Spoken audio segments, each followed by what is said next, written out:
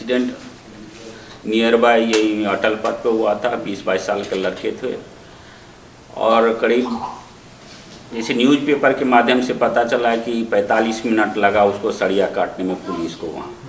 उसके बाद यहाँ शिफ्ट हुआ का 45 मिनट और 45 में करीब 9-9:15 में यहाँ आया था मुझे लगभग, क्योंकि हम विदिन 10 to 15 मिनट्स अपने घर से यहाँ शिफ्ट आ गए थे और 9:30 करीब 15 से 20 मिनट में पेशेंट डायरेक्टली ओटी में शिफ्ट हुआ। करीब without any delay, without any payment, इधर कुछ नहीं हुआ। हम लोग पेशेंट को लाइफ सेविंग के लिए विदिन 15 मिनट्स ओटी में शिफ्ट हुआ। जो सैंपल ब्लड का इन्वेस्टिगेशन था, रास्ते में होते हुए भी ब्लड के लिए जो रिक्वायरमेंट आपको वेट करते थे पेशेंट को जान जा सकती थी।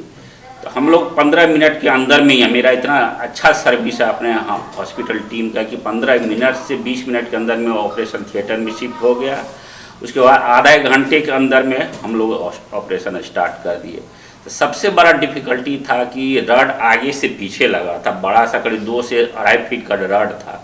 एनेस्थेसिया देने में बहुत दिक्कत आई थी। हमारी टीम के 2 डॉक्टर थे, 3 डॉक्टर थे एनेस्थेसिया टीम के, बहुत ही एक्सपर्ट थे। उसको देने में बहुत दिक्कत, कैसे अब जब तक किसी पेशेंट को सुलाया नहीं जाए तो ट्यूब डालने में जो होता है दिक्कत होता है। लेकिन हम लोग जुगाड़ टेक्नोलॉजी, कहा जाता है कि बिहारी बहुत ही जुगाड़ू होता है। हम लोग जुगाड़ टेक्नोलॉजी से पेशेंट को एक हेल्पर की मदद से गर्दन को पकड़ाया और साइड बाय टेबल, इतना डिफिकल्ट एनेस्थेसिया कि साइड बाय टेबल पे दे के ट्यूब डाला गया और ट्यूब डालने के बाद पेशेंट को स्टेबलाइज किया गया। यानी मतलब ब्लड तो जा ही रही थी अगर, और सबसे बड़ी बात है रड के साथ उसका जो जैकेट था वो अंदर घुसा हुआ था, सॉफ्ट टिश्यू में अंदर घुसा हुआ, तो जो निकाल नहीं सकते। लेकिन एक तरफ तो हमको रड घुसा हुआ था, उसके साथ कपड़ा था सामने देखिए, बोलिए। हाँ, कपड़ा जो था, तो कपड़ा का एक फायदा, घाटा तो ये था कि इन्फेक्शन का ज़्यादा चांस रहता, गंदे कपड़े थे। लेकिन फायदा ये था कि ब्लड जो होता मेजर वेसल्स या होता नस का, वो उसको प्रिवेंट कर रहा था, करीब मतलब इंजुरी से प्रिवेंट किया, फर्दर इंजुरी। एक फायदा हमको उससे हुआ कपड़ों से। हमको करीब 2 से 3 घंटा लगा करीब रड निकालने में। करीब 9:30 से स्टार्ट के 2 से 3 घंटा के अंदर में हम लोग रड निकाल दिए, पेशेंट को स्टेबलाइज कर दिए, करीब टेम्प्रोरी स्टेबलाइज करके वेंटिलेटर पे शिफ्ट कर दिए। और उसके बाद ड्यूरिंग द सर्जरी हम लोग ब्लड ट्रांसफ्यूजन जितना ज़रूरत था विदिन मिनट हम लोग ट्रांसफ्यूजन किए, स्टेबलाइज हो गया। करीब सुबह में सर्जरी स्टार्ट किए फिर से, करीब अब स्टेबलाइज होने के बाद बीपी मेंटेन हो गया। शुरू में तो थोड़ा दिक्कत हुआ था, ईसीजी चेंजेज आ रहा था, बीपी फॉल हो गया था। ट्रांसफ्यूजन ये थोड़ा स्टेबलाइज हुआ, वेंट पे किए, वेंटिलेट किया गया। तो पहला शक था हम लोग कि चेस्ट इंजुरी ना हो जाए, चेस्ट अंदर चेस्ट वॉल में तो नहीं घुसा हुआ, तो चेस्ट इंजुरी नहीं हो जाए। इमीडिएटली पहला सर्जरी के बाद हम लोग सारा इन्वेस्टिगेशन किए। इन्वेस्टिगेशन में क्या था, पहला कि सीटी एंजियोग्राफी से कहा था कि नस का धमनी जो मेजर धमनी है उसका इंजुरी हुआ कि नहीं। पहला शिफ्ट होने से, मतलब आईसीयू में शिफ्ट होने से पहले ही हम लोग क्या किए, नस का मेजर धमनी का इंजुरी हुआ कि नहीं। मेजर धमनी का इंजुरी नहीं था, लेकिन उसका वो जो कैलिबर होता है, जो कैलिबर जो होता है वो कम हो गया था। लॉन्ग ड्यूरेशन करीब 2 घंटा तक, 45 मिनट उधर और इधर हमको 1 घंटा लगा। 1.5 घंटा में कैलिबर उसका प्रेशर के चलते ब्लड फ्लो कम हो गया था। तो ब्लड का ट्रांसफ्यूजन दिया गया, कुछ मेडिकेशन दिया। हमारे टीम के, एनेस्थेसिया टीम के, आईसीयू टीम के, हमारे जितने भी स्टाफ थे बहुत ही हेल्पफुल था। और हम लोग को निकालने के बाद जब देखे कि अब कैलिबर इम्प्रूव हो रहा है, पल्सेशन इम्प्रूव हो रहा है, फिर से सीटी के दोबारा सीटी हम लोग किए नस को देखने के लिए, तो सब चीज़ ठीक था। तो फिर ऑपरेशन थिएटर ले गए स्टेबलाइज करने के बाद। फिर से मेजर ऑपरेशन, जो भी बोन आगे की हड्डी जिसको कॉलर बोन आप लोग बोलते हैं, उसमें फाड़ते हुए पीछे का ये हड्डी था वो चूड़ा चूड़ा हो गया था, उसको फिर से आगे से रिपेयर किए।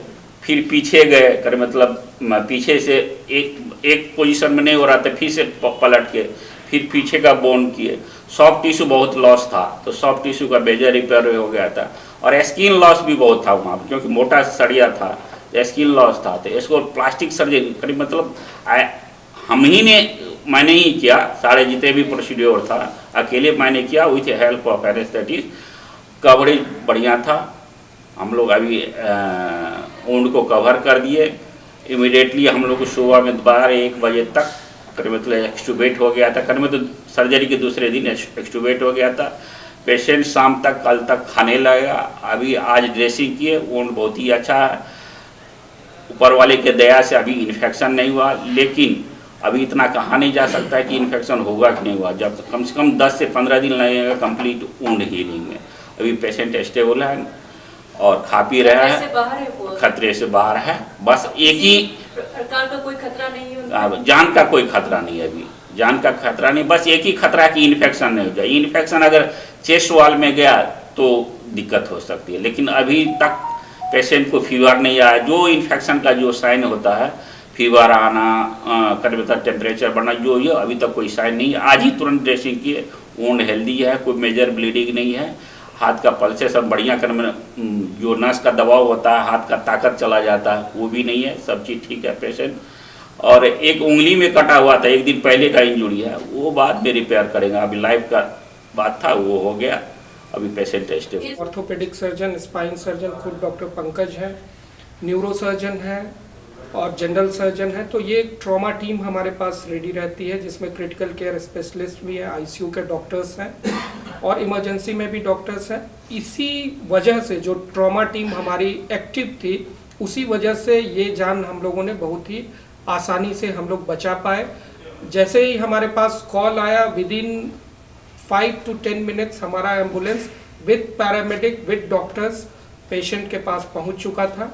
और जैसे ही वहाँ पे वो पाइप था, रॉड था, वो काटा गया, इमीडिएटली हमारे टीम ने उसको सफलतापूर्वक और सुरक्षित रूप से तुरंत हॉस्पिटल लाए और उसके बाद हम लोग उसका इलाज कर पाए।